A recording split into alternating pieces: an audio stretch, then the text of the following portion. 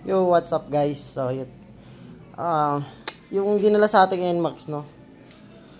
Ang may-ari nito is president ng homeowners ng subdivision namin. So, ito guys, oh. Nabaklas ko na siya. Yan.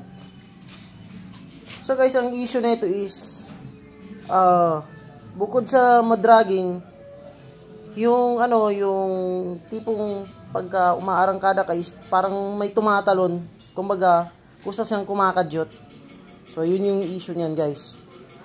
So tinignan ko yung clutch spring, nilinisan ko na yung torque drive, pinalitan ko ng spring, meron akong spare parts na spring pero ganun pa rin, so walang nangyari. Chinek ko yung granahe. So, which is, eto yun. Eto guys. Yan. Chinek ko siya. Nung alugin ko, tama. May konting alog to. Pero, hindi normal yung alog. So, eto, nung baklasin ko, eto na guys, oh. Yan.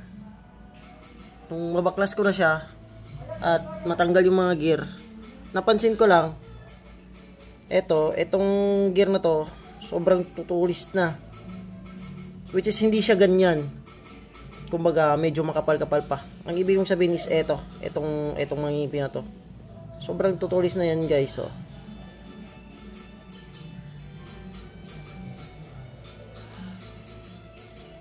Ang ninipis, no.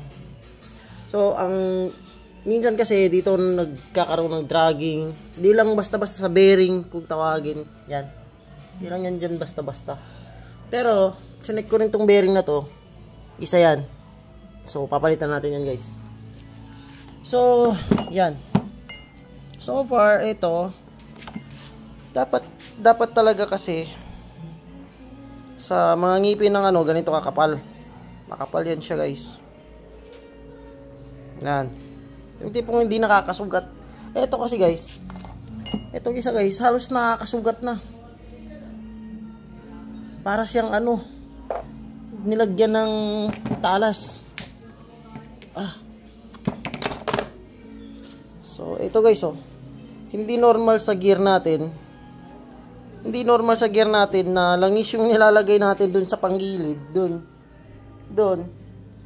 Langis kasi yan, yung gear oil ang nilalagay natin dyan. So, hindi normal sa kanya guys na magkaroon ng kalawang. Ayan, oh. Paano kakalawangin yung gear na langis yung di ba? Gear oil yung gamit. Hindi siya normal. So, ibig sabihin lang nun is hindi consistent yung pagpapapalit natin ng gear oil. Tapos napapasukan pa ng tubig. Kaya ganyan nangyayari. So, sinisira niya yung mga gear natin sa panggilid. So far, kailangan ko na rin palitan to. So ito guys, oh. Maganit yung ikot. Ito, napakalambot. So ito guys, sobrang ganit. So papalitan na rin natin to guys. Kailangan natin talaga to palitan. So that's it. Bubuyin ko na muna to guys.